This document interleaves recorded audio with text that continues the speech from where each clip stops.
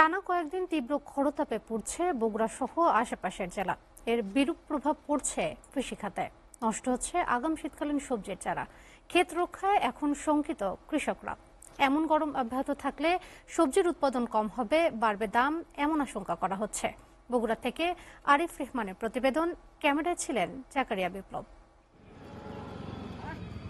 প্রবাদ আছে, বাংলা আশ্বিনে গা করে শিনশিন। বর্ষার পর এখন শরৎকাল। প্রকৃতিতে নেমে আসে শান্ত নিবিড় পরিবেশ। আকাশে ভেসে বেড়ায় সাদা মেঘের ভেলা। কাশফুলের নরম ছোঁয়ায় শান্ত হয় মন। কিন্তু জলবায়ু পরিবর্তনের প্রভাবে প্রকৃতির রূপ পাল্টেছে।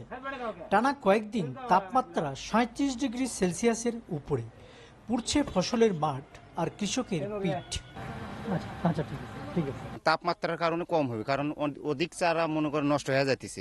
গরমের কারণে আমাদের চারার গোড়া পচারি এবং আগাল পচারি ধরছে।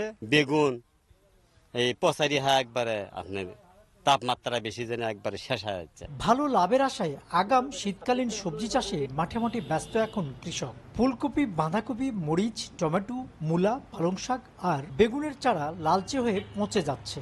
কৃষকের আশঙ্কা, এবার সবজি চাষের খরচ বাড়বে, কমবে ফলন। ওষুধপাতি, কাগজপাতি দিয়ে ছিঁড়ে দিয়েও কাজ হচ্ছে না। চারা নষ্ট হওয়ার কারণে আগাম যে শীতের সবজি উৎপাদন কম হবে, দাম বেশি হবে। চলতি সপ্তাহে বৃষ্টির আভাস দিলেন এই আবহাওয়াবিদ।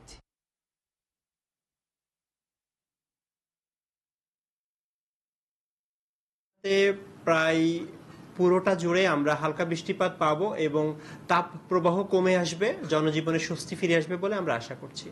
কৃষি বিভাগের হিসেবে বগুড়ায় 4600 হেক্টর জমিতে সবজি চাষের লক্ষ্যমাত্রা ধরা হয়েছে। তাপ থেকে ফসল বাঁচাতে জমিতে বেশি করে পানি দেওয়ার পরামর্শ দেওয়া হচ্ছে কৃষকদের।